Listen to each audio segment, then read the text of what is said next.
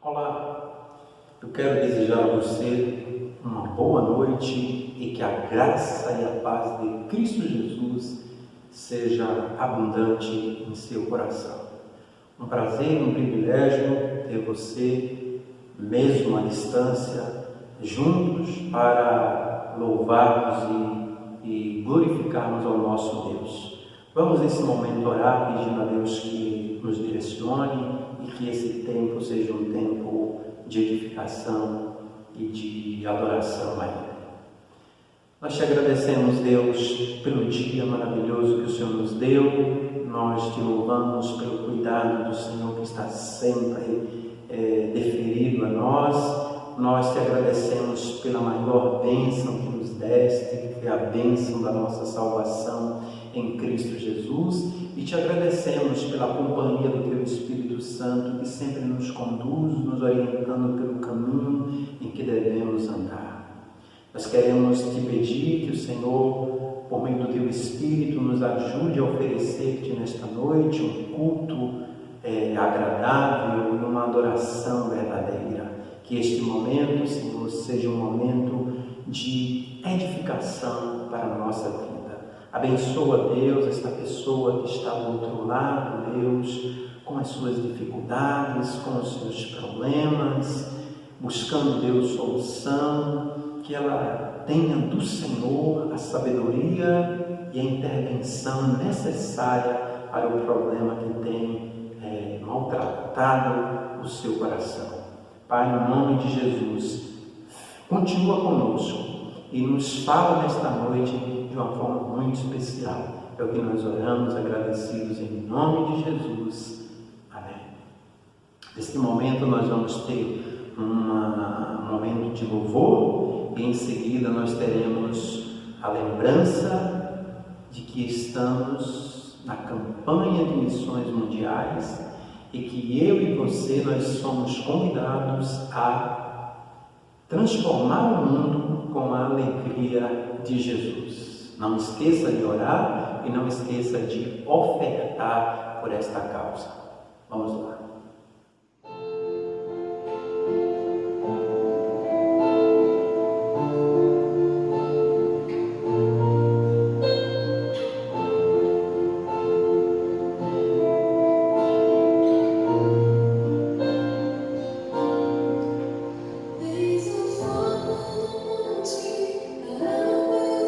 Senhor,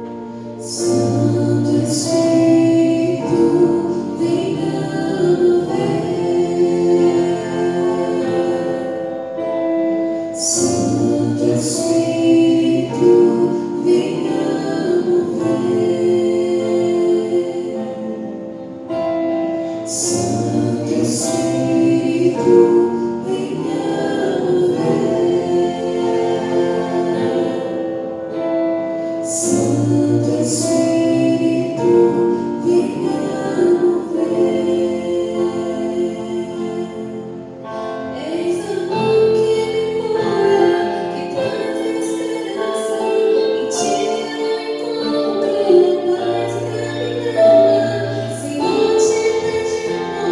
Senhor.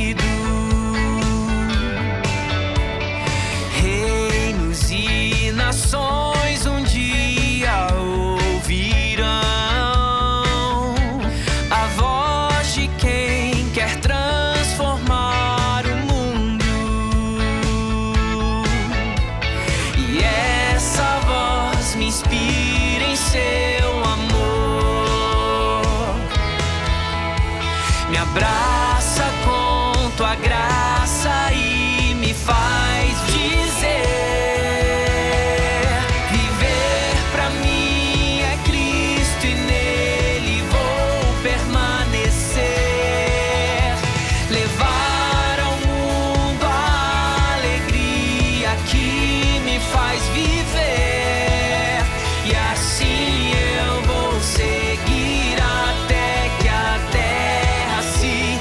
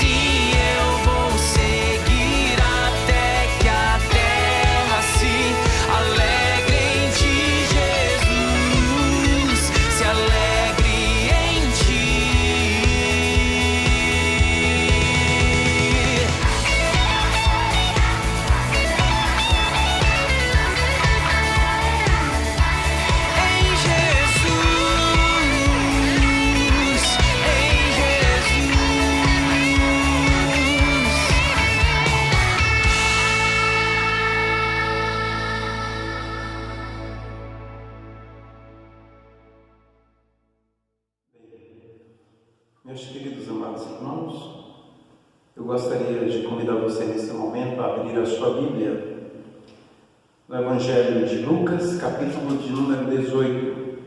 Nós faremos a leitura dos versos de número 1 ao verso de número 8. Nos é dito assim na palavra de Deus: Jesus também lhe contou uma parábola sobre o dever de orar sempre e nunca desanimar. Em uma cidade havia um juiz que não temia a Deus nem respeitava os homens. Na mesma cidade também havia uma viúva que sempre lhe pedia: faz-me justiça contra o meu adversário.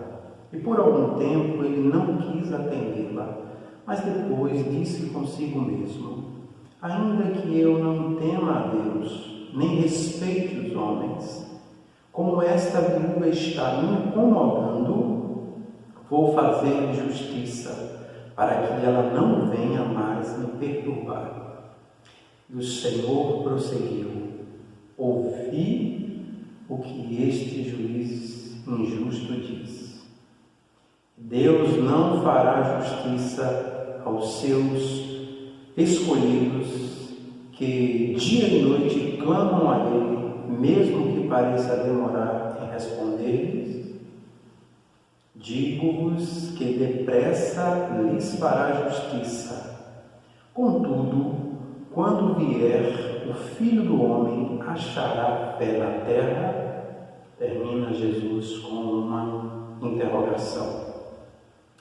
Jesus, ele usou muitas vezes parábolas.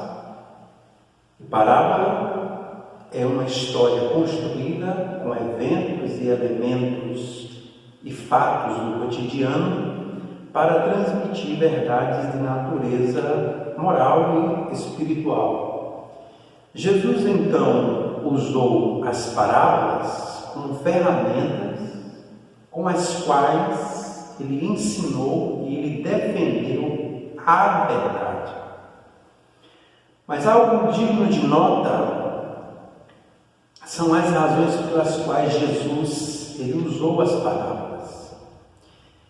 Jesus usou parábolas para ilustrar a verdade para aqueles que estavam dispostos a recebê-la. Mas ele usou parábolas também para obscurecer a verdade daqueles que a odiavam. Isso é interessante. Então, nessa passagem em questão, Jesus usou a parábola para ensinar aos discípulos, conforme o próprio texto afirma claramente no verso 1, o dever de orar sempre e nunca desanimar. A Bíblia, com uma certa frequência, ela nos orienta a orar e orar sob promessa de que as nossas orações elas serão ouvidas e elas serão respondidas pelo nosso Deus. Mas não são poucas as vezes, poucas as pessoas cristãs que se frustram por não terem suas orações respondidas no tempo que desejam. As nossas orações, elas sempre irão encontrar a sábia, graciosa e perfeita soberania de Deus. E por isso, algumas vezes, Deus vai dizer para nós não. Outras vezes, Ele vai nos responder dizendo sim. E outras vezes, Ele vai dizer para a gente aguardar mais um pouco. Nós nos relacionamos sempre bem com o sim de Deus. O não e o aguarde, às vezes a gente precisa se ajustar para se relacionar com eles, porque quase sempre provocam descontentamento. Porém, esse descontentamento, muitas vezes, ele se converte em alegria por Deus não ter respondido positivamente determinadas orações que fizemos. Você já deve ter tido na sua vida a experiência de agradecer a Deus por Ele não ter respondido a sua oração permitindo ou dando-lhe aquilo que você pediu por meio da oração. Jesus ele conta a história de uma viúva que não desistiu de buscar justiça a despeito de seu caso estar aos cuidados de um sistema judicial corrupto e nas mãos de um juiz abominável e insensível, indiferente, para ensinar e encorajar os discípulos mais próximos a continuarem orando com persistência e ardor, sem esmorecer e sem perder a fé.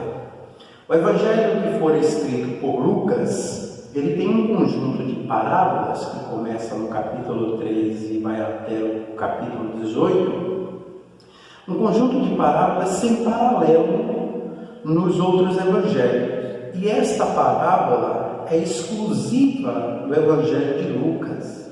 E digno de nota é que após fazer uma breve exposição sobre a segunda vinda de Jesus, no capítulo 17, com uma narrativa cheia de advertências de catástrofe, desastres repentinos, culminando com uma imagem chocante de morte e corrupção, como está lá registrado no versículo de número 37 do capítulo 17, assim, quando houver um cadáver, ali se ajuntarão os abutres. Onde houver um cadáver, ali se ajuntarão os abutres. É a partir daí, ou logo em seguida, que surge esta história contada por Jesus. É depois dessa descrição assustadora que aparece no capítulo 18 a recomendação aos discípulos de orar sempre e nunca desanimar. O que é que nós aprendemos de imediato aqui? Ainda que o tempo esteja fechado, meu irmão, meu amigo, minha irmã, ou as nuvens estejam anunciando grandes tempestades, ainda que se multiplique a hostilidade do mundo, como tem se multiplicado, ainda que percebamos a aproximação do juízo divino e que muitas vezes sente-se ou sentem sozinho, isolado, como foi nos dias de Noé e também de Ló, queridos, essa deve ser a nossa atitude, uma atitude de busca ao Senhor. Essa palavra ela se aplica perfeitamente ao nosso tempo, permeado de incertezas, de insegurança, de dias difíceis, cheios de necessidades, com ameaças e notícias ruins. Nós devemos orar. A ação preciosa da oração precisa estar na nossa vida. E a oração ela precisa ser vista como uma necessidade impostergável, orar com urgência, orar com ardor sincero e persistência, sem desanimar. Eu disse no início que Jesus usou parábola, que é uma história construída com os eventos, elementos e fatos do cotidiano para transmitir a verdade. E se nós olharmos o cenário descrito nesta parábola, nós vamos ver que esse cenário ele era muito familiar ao ouvinte que estava ali na Palestina no primeiro século da era cristã. A história ela se passa em uma cidade que Jesus não dá o nome. Nela se tem um juiz e uma viúva. Se para nós esses personagens são comuns, para aqueles ouvintes era muito mais. O que talvez seja incomum para nós é a figura do juiz injusto. Essa figura a gente não conhece. Essa figura a gente vai ter que fazer um esforço para tentar entender o que é o juiz injusto. Porque nós temos um judiciário que é de uma retidão tremenda. E a Corte Suprema que temos no Brasil, é de uma lisura e de uma integridade que faz gosto. Então nós vamos ter que nos esforçar para entender a imagem do juiz injusto. Mas eu quero, em primeira instância, considerar os personagens e, em seguida, fazer as considerações com respeito às mensagens que emergem desta parábola para nós. O primeiro personagem que aparece aí é o juiz. O juiz em Israel, ou melhor, em Israel, a corte religiosa mais elevada era o grande sinédrio, que era composto por 71 juízes, mas nós temos evidências nas páginas do Novo Testamento que daquela corte religiosa emanava um poder desidratado pela injustiça e pela opressão. Foi ele quem fabricou e executou a conspiração que conduziu Jesus à crucificação. Além dos chamados sinédrios inferiores, que geralmente existiam nas grandes cidades, compostos geralmente por 21 juízes, Roma havia nomeado magistrados locais e juízes para as aldeias, que geralmente julgavam os casos criminais e estavam também em defesa dos interesses de César. Então, esses eram os piores de todos, reconhecidos por sua grande falta moral e a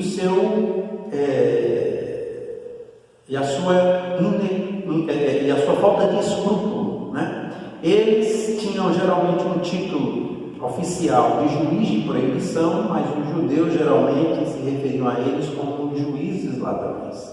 Não sei porquê. Então, a descrição que Jesus faz na parábola é de uma dessas figuras. Em uma cidade havia um juiz que não temia a Deus nem respeitava os homens. Então, Jesus faz um retrato verbal de uma pessoa visivelmente inescrupulosa, uma pessoa sem consciência, sem cuidado, sem zelo, sem meticulosidade para aquilo que é bom, para aquilo que é justo. Não temia a Deus, ou seja, era alguém que não tinha nenhum apreço e respeito para com Deus, para com a sua vontade e as suas leis. Mas não apenas isso, ele também nem respeitava os homens, não tinha preocupação com os outros e nem compaixão das necessidades das pessoas, era indiferente para com as suas causas justas. Agora, vamos perguntar, por que uma pessoa dessa se tornar um juiz? Se não for por amor à justiça e desejo de ajudar as pessoas, para quê? O que o levou a este tão nobre cargo, tão nobre função, tão nobre profissão?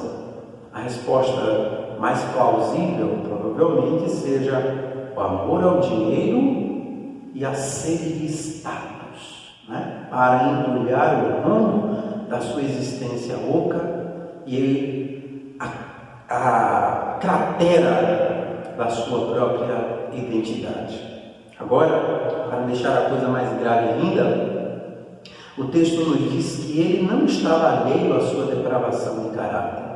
Ele estava plenamente consciente, era um juiz na condição de réu confesso, porque o texto mesmo diz que ele diz: eu não temo a Deus e nem me importo com os homens.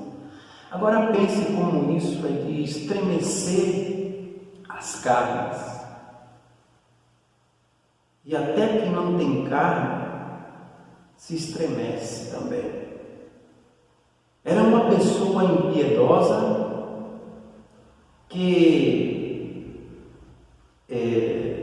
com muita facilidade pisava abertamente no primeiro e no segundo mandamento: amar a Deus acima de todas as coisas e o próximo como a ti mesmo.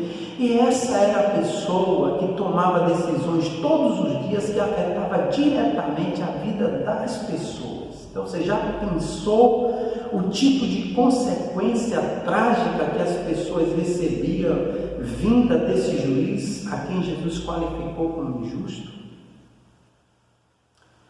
Esse era o juiz faltoso porque pervertia completamente as obrigações de seu cargo.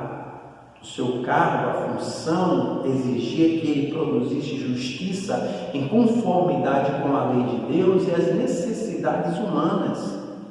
Para uma cultura onde honra e vergonha eram superestimadas, como era a cultura do Oriente Médio, a indecência desse juiz era um negócio horroroso.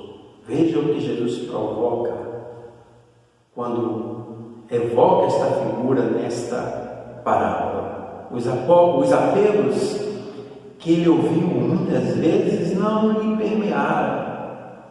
Típico de um homem desumano, sem nobreza, sem afeto natural, e tudo isso era visto no desrespeito para com Deus e a humanidade. Essa é uma personagem da parábola que Jesus usa como exemplo negativo para ensinar uma lição importante sobre a oração e o Deus justo que responde às nossas orações. O segundo personagem que nós temos aqui é a viúva. O texto nos diz que na mesma cidade havia uma viúva que sempre lhe pedia: faze-me justiça contra o meu adversário. Na cidade dos homens existe um solo fértil para a desigualdade e para a injustiça. A viúva, muito provavelmente companheira da pobreza, amiga da solidão, mas como se isso não bastasse, era alguém também que estava defraudada, vítima de injustiça, e o lugar que ela tinha para buscar reparação era o tribunal, mas este tribunal era o lugar da indiferença. Muito estranho isso. Como os tribunais naquela época pertenciam aos homens, e quem foi apelar, mas muitas vezes foi a viúva, então nós já sabemos que estamos diante de alguém cujo marido estava morto, não tinha filhos, não tinha parentes, não tinha amigos que pudessem então defendê-la e levar sempre a sua causa em busca de resolução. Quantas vezes, querido irmão, querido amigo, como aquela viúva, nós podemos nos sentir solitários, desamparados, injustiçados, impotentes, desesperançados ante as circunstâncias da vida. Não é verdade? Jesus construiu a parábola com a figura de uma viúva. No Antigo Testamento, ela jamais poderia ser deixada de lado, jamais poderia deixar de ser atendida, ainda que não fosse pelo mérito ou pelos méritos legais da sua questão. O magistrado devia fazer alguma coisa por misericórdia para não deixar desamparada esta figura, esta pessoa. Em Êxodo, por exemplo, no capítulo 22, versículo 22 ao 24, na lei mosaica, está escrito: não prejudiquem as viúvas nem os órfãos, porque se o fizerem e eles clamarem a mim, eu certamente atenderei ao seu clamor. Com grande ira matarei vocês à espada, suas mulheres ficarão viúvas e seus filhos órfãos.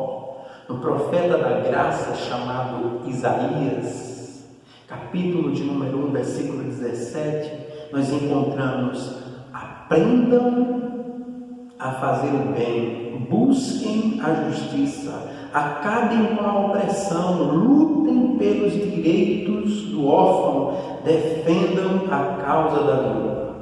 Estava claro que a nação tinha a tarefa de cuidar das viúvas, bem como as autoridades garantir a elas o suprimento das necessidades para a sua sobrevivência. Essa viúva, ela precisava de justiça. Não era alguém que precisava de caridade em primeira instância. Muito embora a justiça se faça com amor, justiça não é caridade. E ela tinha um caso de base jurídica, mas ela esbarrou por muito tempo na falta de compaixão, na frieza e na indiferença daquele juiz. Ela insistiu por algum tempo, e o juiz, por não ter reconhecido sua maldade e justiça na causa da viúva, mesmo assim, por ter se cansado da importunação, ele monologou, ou seja, conversou consigo mesmo. Depois disse consigo mesmo: ainda que não temo a Deus, nem respeite os homens, como esta viúva está me incomodando, vou fazer justiça para que ela não venha mais me perturbar. Ele não mudou em nada, continuou sem respeitar a Deus e sem se importar com os homens. A sua reação foi em função do seu próprio bem, não ser incomodado. Então, o seu julgamento fora realizado para, então, não se sentir mais incomodado por aquela viúva. Agora, eu gostaria de atentar junto com você para as mensagens aqui. Aqui nós temos uma mensagem que nos orienta a oração escatológica, sim. A parábola está no contexto da segunda vinda de Jesus. Lembremos do contexto onde ela está. Lucas, no capítulo 17, trabalha o julgamento terrível, assim como foi nos dias de Noé. Nesta parábola, Jesus convida os seus discípulos a se manterem em oração. Mas essa é uma oração escatológica. É uma oração que nos leva a clamar pela volta, a volta de Jesus, ao mesmo tempo para se manter de pé ante as pressões do mundo hostil. Então a mensagem é esta: enquanto vocês estiverem me aguardando, quando o mundo se revelar mais ímpio e mais condenável, continue orando e não desanime. Ore para que o Senhor e Rei retorne. Orem para que tenham força para suportar até o final. Encontramos a essência dessa oração lá em Lucas, capítulo 21, versículo 36, quando nos é dito: vigiai, pois, orando em todo o tempo, para que possais escapar de todas estas coisas que haverão e ficar em pé na presença do Filho do Homem. Mateus, capítulo 24 e 25, sem revelar tempos específicos, ele encorajou os discípulos a permanecer atentos e esperar com paciência a sua volta, o seu retorno. Nesta parábola, o encorajamento é para eles orar com fidelidade sem desanimar, como foi a persistência incansável daquela viúva. Devemos nós, os seus discípulos, orar até a sua volta. É um encorajamento muito especial para nós, principalmente no século XXI, que já estamos mais próximos do seu retorno, e não devemos ser vencidos pela descrença imposta pela passagem do tempo e pela impiedade de homens que abrigam-se nesses tempos. Pois para o Senhor, um dia é como 1000 anos, e 1000 anos como um dia. Lembre dessa orientação de 2 de Pedro, capítulo 3, versículo 8. O tempo que para nós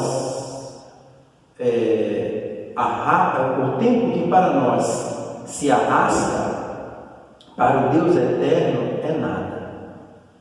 Em um mundo onde a palavra de Deus é zombada, hostilizada e censurada, cristãos defamados, cristãos oprimidos, perseguidos e mortos, não poucos, diga-se de passagem. Não devemos nos acovardar. Vamos viver e orar que venha o teu reino. Não esquecer da lembrança esperançosa. E qual é a lembrança esperançosa? Jesus está voltando. A segunda mensagem é esta: Deus lhe fará justiça.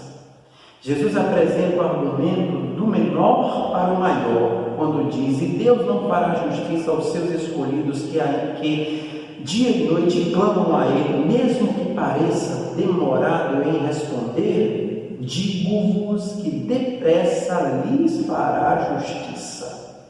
Deus, ele não é como o juiz injusto, que por indiferença casou-se com a injustiça. Não. Ele está adiando o dia do derramamento de sua justa ira, porque ele é misericordioso. O mesmo Pedro que diz que para o Senhor um dia é como 1000 anos, e 1000 anos como um dia, prossegue no verso 8 do capítulo 3 da sua segunda carta, dizendo que o Senhor não tarda em cumprir a sua promessa, como julgam alguns. Pelo contrário, ele é paciente com vocês, não querendo que ninguém se perca, mas que todos cheguem ao arrependimento. O que alguns reputam como atraso e ausência de juízo, a Bíblia chama de longanimidade de Deus. É tão interessante isso, que para o homem que zomba, inclusive de nós cristãos que acreditamos na vida de Jesus, uma conversa que é falada há não sei quantos 1000 anos, esse mesmo homem ímpio, ele está sendo alvo da longanimidade de Deus. Você já imaginou isso? Deus não é como um juiz injusto. Nele temos a expressão perfeita da justiça. Ele nunca erra. Jó pergunta: será que Deus deturparia o direito? Será que o Todo-Poderoso corromperia a justiça? Em Deuteronômio 32, versículo 4, afirma: Ele é a rocha, as suas obras são perfeitas e todos os seus caminhos são justos. Deus é fiel, que não comete erros, justo e reto Ele é. E em Salmo 98, versículo 9, está a certeza: Ele vem julgar a terra, julgará o mundo com justiça e os povos com retidão. Então, querido, a mensagem aqui é: Deus lhes fará justiça, sim. A outra mensagem que nós temos aqui é: viva com esperança e fé em oração. Quando conhecemos o final da história, nós temos confiança e estabilidade para enfrentar os desafios do percurso. Porque sabemos que Ele voltará, nós vivemos com fidelidade, sempre dedicados à obra do Senhor, com a convicção aqui dentro de que aquele que trabalha para o Senhor não trabalha em vão. Então, viva com esperança e fé em oração. Contudo, quando vier o Filho do Homem, achará fé na terra? Olha a pergunta que Jesus termina a parábola. Vamos orar com verdade e fidelidade pelo retorno de Jesus Cristo, queridos. Queridas irmãs, não vamos nos descuidar, nos envolvendo tanto com esta vida a ponto de perder a aspiração, o interesse pela vinda de Jesus. Vamos perseverar e vamos preservar a fé, sim, e perseverar a fé é não sacrificar no altar do temporal as coisas eternas. Preservar a fé é reconhecer e admirar a beleza de Deus que está presente na estrutura da criação, que está presente no espaço temporal, sim, mas ainda assim clamar no fundo do no coração constantemente: Maranata, ora vem, Senhor Jesus. Vamos, meus irmãos, preservar a fé. Nós que pela graça fomos ensinados a amar a Cristo, devemos desejar o seu retorno e não desanimar. Não importa o que vamos passar neste mundo, vamos nos manter firmes no Senhor e em oração perseverante pelo seu retorno. Veja bem o que Tiago nos diz no capítulo 5, versículos 7 e 8. Sede, pois, irmãos, pacientes até a vinda do Senhor. Eis que o lavrador espera o precioso fruto da terra, aguardando com paciência até que receba a chuva temporã e a serôdia. Sede vós também pacientes, fortalecei os vossos corações, porque já a vinda do Senhor está próxima. Devemos orar pelo retorno de Jesus Cristo, não apenas porque queremos a justiça plena e o triunfo dela sobre a injustiça, mas também e acima de tudo porque queremos ver o Cristo glorificado, queremos contemplar o resplendor da sua glória, na dinâmica do já e o ainda não.